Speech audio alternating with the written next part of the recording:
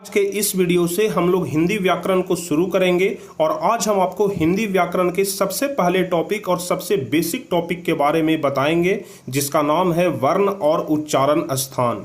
क्योंकि अक्सर आप लोग देखते हैं कि परीक्षा में वर्ण से भी कुछ प्रश्न पूछे जाते हैं और उच्चारण स्थान से भी कुछ प्रश्न पूछे जाते हैं। तो यदि आप लोग आज का यह वीडियो पूरा देखते हैं, अच्छे तरीके से देखते हैं, कंसंट्रेट होकर के देखते हैं, तो फिर वर्ण और उच्चारण स्थान में कभी भी किसी प्रकार का कोई दिक्कत नहीं होगा। और परीक्षा में चाहे आपसे वर्ण से कोई भी प्रश्न पूछ दिया जाए, उच्चारण स्थान से कोई भी प्रश्न पूछ दिया जाए, आप लोग उसका जवाब आराम से दे सकते हैं। तो हम आपसे यही रिक्वेस्ट करेंगे कि आप लोग इस पूरे वीडियो को ध्यान से देखिएगा, कंसंट्रेट होकर के देखिएगा और शुरू से लेकर के अंत तक जरूर देखिएगा, ताकि एक एक बात आपको अच्छे तरीके से समझ में आ जाए। तो चलिए बिना समय गवाए हम लोग शुरू करते हैं। लेकिन उसके पहले यदि आप लोग चैनल पर नए हैं तो चैनल को जरूर सब्सक्राइब करिएगा, ताकि आगे के भी हर एक वीडियो का नोटिफिकेशन आपको मिल सके। और साथ ही साथ यदि आपको वीडियो अच्छा लगे तो वीडियो को लाइक और शेयर जरूर करिएगा। तो चलिए हम लोग चूंकि व्याकरण पढ़ रहे हैं, इसलिए सबसे पहले व्याकरण के बारे में थोड़ा सा जान लेते हैं कि व्याकरण क्या होता है। उसके बाद हम आपको वर्ण पढ़ाएंगे और उसके बाद हम आपको उच्चारण स्थान के बारे में बताएंगे। तो चलिए हम लोग सबसे पहले समझते हैं कि व्याकरण क्या है या फिर व्याकरण किसे कहते हैं। बचपन में आप लोग व्याकरण का परिभाषा याद करते थे कि जिससे शुद्ध शुद्ध बोलना आ जाए, शुद्ध शुद्ध पढ़ना आ जाए और शुद्ध शुद्ध लिखना आ जाए, उसे ही हम लोग व्याकरण कहते हैं। लेकिन अब आप लोग 10वीं क्लास में पहुंच गए हैं, तो आपका परिभाषा भी थोड़ा सा स्टैंडर्ड होना चाहिए, यानी कि 10वीं क्लास टाइप का होना चाहिए। तो अब हम लोग व्याकरण का परिभाषा किस प्रकार से बोलेंगे और किस प्रकार से लिखेंगे, आप लोग बस यहां पर ध्यान से समझिए। हम लोग लिखेंगे कि व्याकरण उस शास्त्र को कहा जाता है जिसमें भाषा के शुद्ध करने वाले नियम बताए गए हैं। आप लोग जानते हैं कि व्याकरण से भाषा को शुद्ध किया जाता है। भाषा जब तक शुद्ध नहीं होगा तब तक आपको अच्छे तरीके से व्याकरण की जानकारी नहीं होगा। आप लोग गलती करते चले जाएंगे। लेकिन अगर व्याकरण अच्छे तरीके से जानते हैं, व्याकरण का काम ही होता है भाषा को शुद्ध करना, तो उसी चीज को यहां पर लिखा गया है कि व्याकरण उस शास्त्र को कहा जाता है जिसमें भाषा के शुद्ध करने वाले नियम बताए गए हों। किसी भी भाषा के अंग प्रत्यंग का विश्लेषण तथा विवेचन ही व्याकरण कहलाता है, जिसको अंग्रेजी में ग्रामर बोलते हैं। लेकिन इंग्लिश ग्रामर हम आपको अलग से पढ़ाएंगे और संस्कृत ग्रामर भी हम आपको अलग से पढ़ाएंगे। फिलहाल हम आपको हिंदी ग्रामर पढ़ा रहे हैं। जो प्रश्न हिंदी के परीक्षा में पूछे जाते हैं सिर्फ वही हम आपको पढ़ाएंगे।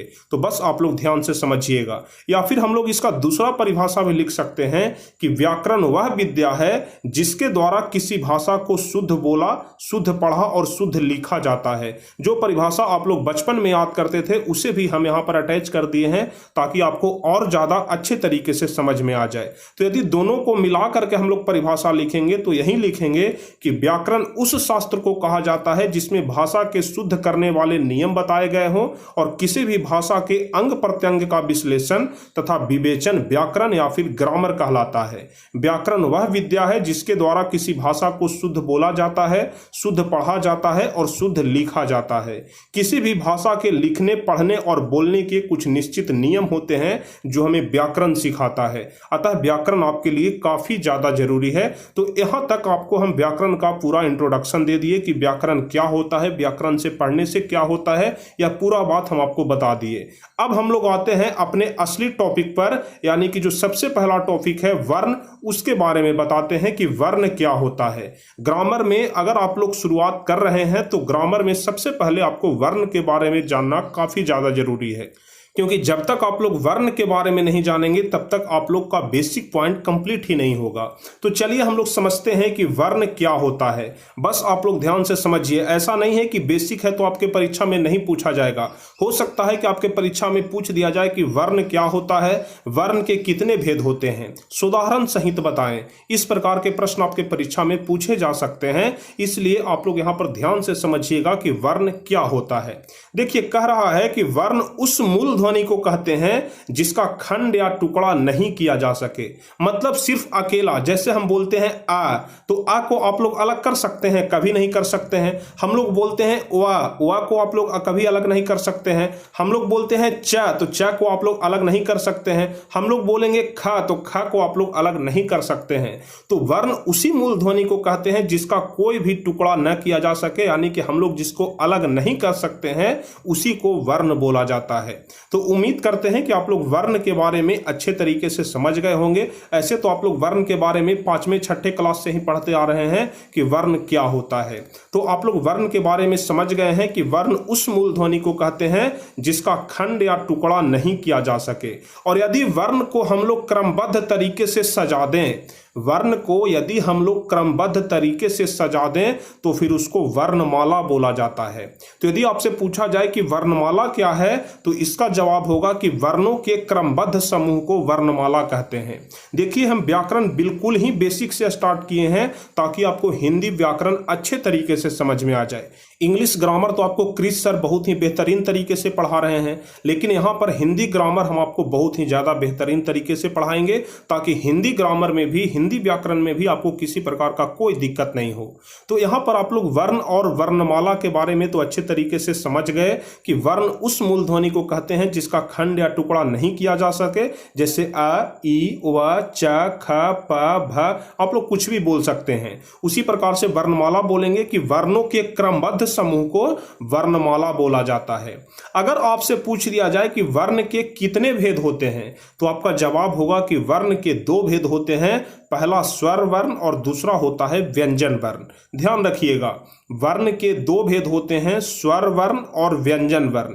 अब हम लोग बारी बारी से समझते हैं कि स्वर वर्ण क्या होता है और व्यंजन वर्ण क्या होता है। बस आप लोग ध्यान से समझिएगा, ज्यादा लंबा क्लास नहीं होगा, लेकिन जितना भी क्लास होगा आपके लिए काफी ज्यादा महत्वपूर्ण क्लास होगा। यदि आप लोग बेसिक अच्छे तरीके से समझ जाएंगे तो फिर आगे ग्रामर पढ़ने में, व्याकरण पढ़ने में आपको कोई झंझट नहीं होगा। आप लोग बड़े आराम से आगे समझते चले जाएंगे।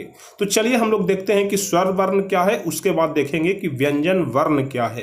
तो स्वर वर्ण कह रहा है कि स्वर उस वर्णों या ध्वनियों को कहते हैं जिसका उच्चारण स्वतः होता है, यानी कि किसी दूसरे का हमको मदद लेना नहीं पड़ता है, खुद से ही उसका उच्चारण हो जाता है, उसे ही हम लोग स्वर वर्ण कहते हैं। जैसे आ, ई, उ, री, ए, ओ, औ, यह जितने सारे भी यहाँ पर वर्ण हैं, इसे बोलने में हमें दूसरे वर्णों का सहारा नहीं लेना पड़ रहा है। लेकिन अगर आप लोग बोलेंगे क, अगर आप लोग बोलते हैं क, तो क में तो क हम लोग बोल ही रहे हैं, साथ ही साथ इसमें अ भी बोला जा रहा है, यानी कि क जोड़ अ हो रहा है।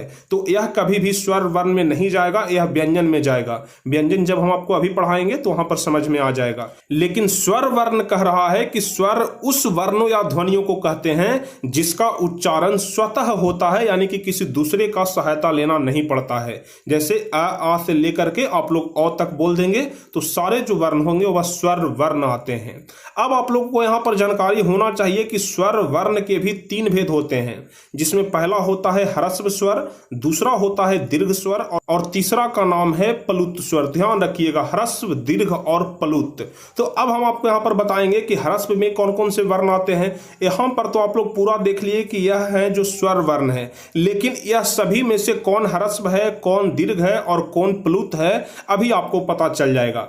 जैसे अ, ई, उ और री। देखिए, उ भी 2 प्रकार के होते हैं। यहां पर जब सिर्फ इस प्रकार से लिखते हैं तो यह हर्षई है, लेकिन जब इसमें हम लोग इस प्रकार से लगा देंगे तो यह दीर्घऊ उ हो जाएगा। इसको आप लोग ध्यान रखिएगा। तो यहां पर अ, हर्षई ई, हर्षऊ उ और री, यह जो 4 हैं यह ह्रस्व स्वर में आते हैं। लेकिन दीर्घ स्वर में कौन कौन से वर्ण आएंगे? तो अ हो जाएगा, दीर्घई ई हो जाएगा, दीर्घऊ उ हो जाएगा, ए हो जाएगा, ऐ हो जाएगा, ओ हो जाएगा और औ हो जाएगा। यानी कि यहाँ पर जो 7 वर्ण हैं यह दीर्घ स्वर में आते हैं और बाकी हम लोग बोल रहे हैं ओम, हे राम, यह सभी प्लुत स्वर के अंतर्गत आते हैं। तो अब आप लोग यहाँ पर अच्छे तरीके से समझ गए होंगे कि कौन ह्रस्व है, कौन दीर्घ है और कौन प्लुत है। किसी प्रकार का कोई दिक्कत आपको यहाँ तक तो नहीं होगा, ऐसा हम उम्मीद कर रहे हैं। और आप लोग को दिक्कत भी नहीं होना चाहिए क्योंकि बिल्कुल ही सरल भाषा में आपको समझा रहे हैं। तो फटाफट से आप लोग नीचे कमेंट में बताइएगा कि किसी प्रकार का कोई दिक्कत तो आपको समझने में नहीं हो रहा है, क्योंकि जितना ज्यादा सिंपल भाषा में हो सकता है उतना सिंपल भाषा में करके हम आपको समझा रहे हैं। चलिए, तो स्वर वर्ण के बारे में तो आप लोग समझ गए कि स्वर वर्ण किसे कहते हैं और स्वर वर्ण के 3 भेद होते हैं, ह्रस्व, दीर्घ और प्लुत। अब हम लोग देखते हैं कि व्यंजन वर्ण क्या है और व्यंजन वर्ण के कितने भेद होते हैं।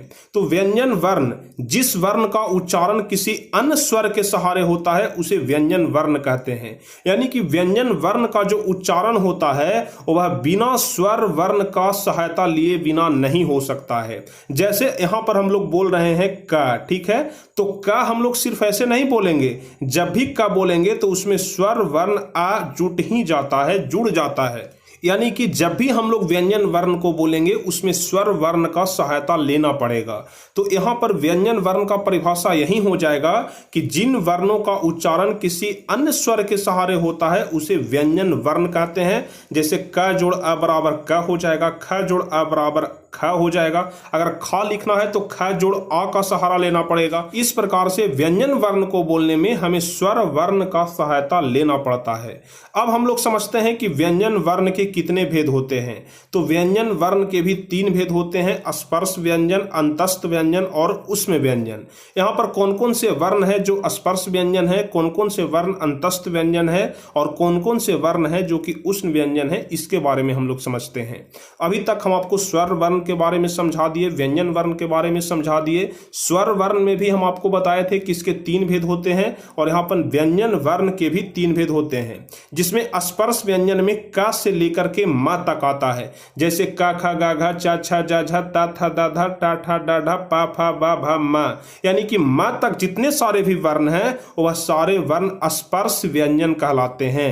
आप लोग ध्यान रखिएगा, क से लेकर के म तक के सारे वर्ण व्यंजन वर्ण में स्पर्श व्यंजन कहलाते हैं। उसके बाद अंतस्थ व्यंजन में य, र, ल और व आता है। ध्यान रखिएगा, सिर्फ 4 ही, य, र, ल और व अंतस्थ व्यंजन कहलाते हैं। और बाकी जो तालव्य स हो गया, मूर्धन्य स हो गया, दंडी स हो गया, ह हो गया, यह सारे उष्म व्यंजन कहलाते हैं। उष्म व्यंजन क्यों कहलाते हैं? जब आप लोग तालव्य स बोलेंगे, दंडी स बोलेंगे, ह बोलेंगे, मूर्धन्य स बोलेंगे या जितने सारे भी वर्ण बोलेंगे तो आपके मुंह से गर्म हवा बाहर निकलता है। इस कारण इसे उष्म व्यंजन बोला जाता है। उष्म मतलब क्या होता है? भाप होता है, हल्का गर्म होता है। तो तालव्य स अगर आप लोग बोलेंगे, दंडी स बोलेंगे, मूर्धन्य स बोलेंगे, ह बोलेंगे तो आपके मुख से गर्म हवा बाहर निकलता है, इसलिए इसका नाम उष्म व्यंजन पड़ा और इसे उष्म व्यंजन की श्रेणी में रखा जाता है। तो अब हम उम्मीद करते हैं कि आप लोग स्वर और व्यंजन वर्ण के बारे में अच्छे तरीके से समझ गए होंगे। स्वर वर्ण के भी 3 भेद होते हैं, पहला ह्रस्व, दीर्घ और प्लुत। उसी प्रकार से व्यंजन के भी 3 भेद होते हैं, स्पर्श व्यंजन, अंतस्थ व्यंजन और उष्म व्यंजन। तो यहां तक वर्ण में किसी प्रकार का कोई दिक्कत नहीं होगा। वर्ण के बारे में आप लोग समझ गए होंगे। सबसे पहले आप लोग ध्यान रखिएगा कि वर्ण, उसके बाद वर्ण के 2 भेद होते हैं, स्वर और व्यंजन। उसके बाद स्वर के भी 3 भेद और व्यंजन के भी 3 भेद। आप लोग इतना जरूर ध्यान रखिएगा। अब चलिए हम लोग चलते हैं उच्चारण स्थान की ओर, और यहां से आपके परीक्षा में हर बार 3 नंबर के प्रश्न पूछे जाते हैं। यानी कि कभी पूछ दिया जाएगा कि प का उच्चारण स्थान क्या है, ब का उच्चारण स्थान क्या है, ल का उच्चारण स्थान क्या है। इस प्रकार से प्रश्न आपके परीक्षा में पूछा जाता है। तो चलिए हम लोग समझते हैं कि उच्चारण स्थान क्या होता है। उच्चारण स्थान, नाम से ही आपको पता चल रहा है कि जिस स्थान से उच्चारण होता है उसे ही हम लोग उच्चारण स्थान कहते हैं। देखिए, इसका परिभाषा होगा कि वर्णों को बोलने में मुंह के जिन भागों की सहायता ली जाती है वे उच्चारण स्थान कहलाते हैं। मुंह में बहुत सारा भाग होता है, जैसे कंठ होता है, तालु होता है, मूर्धा होता है, दांत होता है, जीभ होता है, होठ होता है। इस प्रकार से जितने सारे भी मुंह के भाग होते हैं, सारे मुंह के भाग कुछ न कुछ सहायता करते हैं, तभी हम लोग किसी भी वर्ण को बोल पाते हैं। जैसे कौन कौन से मुंह के भाग होते हैं इसके बारे में भी हम आपको बताएंगे, और कौन सा वर्ण मुंह के किस भाग से बोला जाता है इसके बारे में भी हम आपको विस्तार पूर्वक बताएंगे। लेकिन फिलहाल आप लोग यहां पर उच्चारण स्थान के बारे में समझिए कि वर्णों को बोलने में मुंह के जिन भागों की सहायता ली जाती है वे उच्चारण स्थान कहलाते हैं। अब मुंह के कौन से भाग की सहायता ली जाती है? इसमें सबसे पहला आता है कंठ, जिसको गला हम लोग बोलते हैं। दूसरा आता है तालु। तालु कहने का मतलब कि मुंह के अंदर ऊपर का भाग, जैसा कि आप लोग यहाँ पर चित्र में देख रहे हैं, जो ऊपर का भाग होता है, अगर आप लोग जीभ से अपने मुंह के ऊपर की ओर सटाएंगे तो जहां पर जीभ आपका ऊपर की ओर सटेगा उसी को तालु बोला जाता है। ठीक है। उसके बाद तीसरा होता है मूर्धा। तालु के बीच ऊंचा भाग, मतलब बीचों बीच में जो सबसे ऊंचा वाला भाग होता है उसको मूर्धा बोला जाता है। उसके बाद दंत, जिसको दांत बोलते हैं। उसके बाद ओष्ठ, जिसको ओठ या फिर होंठ बोला जाता है। उसके बाद जिह्वा और उसके बाद नासिका। नासिका मतलब नाक होता है। यानी कि कुल मिलाकर के हमारे मुंह के 7 अंगों से वर्णों का उच्चारण किया जाता है, जिसे ही हम लोग उच्चारण स्थान कहते हैं। तो यहाँ पर 7 अंग का नाम आप लोग ध्यान रखिएगा। और अब हम आपको समझाते हैं कि कौन से वर्ण का उच्चारण कहां से किया जाता है, और जब हम लोग कंठ से किसी वर्ण का उच्चारण करेंगे तो उसको क्या बोलेंगे, तालु से करेंगे तो उसको क्या बोलेंगे, मूर्धा से करेंगे तो उसको क्या बोलेंगे, इसके बारे में आप लोग समझिएगा। सबसे पहला कह रहा है कि कंठ से बोले जाने वाले वर्ण को कंठ वर्ण कहते हैं, आप लोग ध्यान रखिएगा। उसके बाद तालु की सहायता से बोले जाने वाले वर्ण को तालव्य वर्ण कहते हैं। उसी प्रकार से मूर्धा की सहायता से बोले जाने वाले वर्ण को मूर्धन्य वर्ण बोलते हैं। उसके बाद दांतों की सहायता से बोले जाने वाले वर्ण को दंत वर्ण बोलते हैं। उसके बाद पांचवा है कि ओष्ठ, जिसको कि होठ बोलते हैं, यानी कि होठ की सहायता से बोले जाने वाले वर्ण को ओष्ठ वर्ण कहते हैं। कंठ और तालु दोनों की सहायता से बोले जाने वाले वर्ण को कंठ तालव्य वर्ण कहते हैं। यहां पर ध्यान रखिएगा, कंठ और तालु तो कंठ तालव्य, ठीक है। उसी प्रकार से कंठ और ओष्ठ दोनों की सहायता से बोले जाने वाले वर्ण को कंठोष्ठ वर्ण कहते हैं, आप लोग ध्यान रखिएगा। उसी प्रकार से कुछ वर्ण ऐसे होते हैं जो दांतों और ओष्ठ की सहायता से बोला जाता है, दांत और ओठ दोनों का जरूरत पड़ता है, उसे दंतोष्ठ वर्ण कहते हैं। और उसके बाद नासिका से बोले जाने वाले वर्ण को नासिक के वर्ण बोलते हैं। तो यहाँ पर कुल मिलाकर के 9 अंग के बारे में हम आपको बताए, और आपको यह भी बताए कि कौन से अंग से कौन सा वर्ण बोला जाता है और उसे क्या कहा जाता है। तो इसको आप लोग जरूर ध्यान रखिएगा कि जिस अंग से भी किसी का उच्चारण किया जाता है उसे कौन सा वर्ण कहते हैं। अब हम आपको यहां पर समझाते हैं उच्चारण स्थान का सबसे महत्वपूर्ण पॉइंट, कि उच्चारण स्थान के आधार पर वर्णों का वर्गीकरण। यानी कहने का मतलब कि कौन से वर्ण को हम लोग मुख के किस भाग से बोलते हैं, किस अंग से बोलते हैं। जैसे कंठ, सबसे पहला आता है कंठ वर्ण। तो कंठ वर्ण में कौन कौन से वर्ण आते हैं इसको आप लोग ध्यान रखिएगा। यानी कि कंठ से हम लोग कौन कौन से वर्ण का उच्चारण करते हैं। तो कंठ से हम लोग उच्चारण करते हैं सबसे पहला अ, दूसरा आ, और उसके बाद अह, उसके बाद क वर्ग। क वर्ग कहने का मतलब कि क, ख, ग और घ, सिर्फ 4 ही लेना है। लास्ट का जो अंग होता है उसको हम बाद में बताएंगे। सिर्फ क वर्ग कहने का मतलब 4 होता है, आप लोग ध्यान रखिएगा, क, ख, ग और घ। उसी प्रकार से अगर हम लोग च वर्ग बोलेंगे तो च वर्ग में सिर्फ हम लोग 4 ही लेंगे, च, छ, ज और झ। 5वां आपको नहीं बोलना है। तो यहाँ पर कंठ वर्ण में कौन कौन से आते हैं, अ, आ, अह, क वर्ग और ह। यहाँ पर आप लोग 5 ध्यान रखिएगा जिसका उच्चारण कंठ से किया जाता है। उसके बाद तालु से किसका उच्चारण किया जाता है, हर्षई ई, दीर्घई ई, और उसके बाद च वर्ग। च वर्ग कहने का मतलब कि च, छ, ज और झ। तो च वर्ग या और तालव्य स, इसका उच्चारण जो है वह तालु से किया जाता है। इसको आप लोग ध्यान रखिएगा, हर्षई ई, दीर्घई ई, च वर्ग या और तालव्य स, इसका उच्चारण तालु से किया जाता है। अब हम लोग समझते हैं कि मूर्धा से किसका उच्चारण किया जाता है। जो भी वर्ण हम आपको बता रहे हैं उसको बोल करके आप लोग देखिएगा, जो भी हम आपको बता रहे हैं वहां पर आपका जीभ जाकर के सटेगा। जैसे तालु बता रहे हैं तो तालु में आपका जीभ जाकर के सटेगा, मूर्धा बता रहे हैं तो मूर्धा में जीभ जाकर के सटेगा, दंत बता रहे हैं तो दोनों दांत सटेगा, मतलब ऊपर वाला और नीचे वाला दोनों सटेगा, होठ बता रहे हैं तो ऊपर वाला होठ और नीचे वाला होठ दोनों आपका सटेगा। इस प्रकार से आप लोग वर्ण बोल करके भी पता लगा सकते हैं कि इसका उच्चारण स्थान क्या है। चलिए हम लोग मूर्धा वाले वर्ण को समझते हैं कि कौन कौन से वर्ण का उच्चारण मूर्धा से किया जाता है। तो मूर्धा से बोले जाने वाले वर्ण में आता है री और ट वर्ग। ट वर्ग यानी कि ट, ठ, ड और ढ। टवर्गी न आपको नहीं बोलना है, टवर्गी न के बारे में हम आपको बाद में बताएंगे। हम आपको बता रहे हैं कि जो 5वां वर्ण होता है उसको आपको छोड़ देना है, सिर्फ 4 वर्ण ही लेना है। जैसे री हो गया, ट वर्ग हो गया, ड हो गया, ढ हो गया, र हो गया और मूर्धन्य स हो गया। इसको आप लोग ध्यान रखिएगा। कुल मिलाकर के इसमें भी हम आपको 6 वर्ण बताए जिसका उच्चारण स्थान मूर्धा होता है।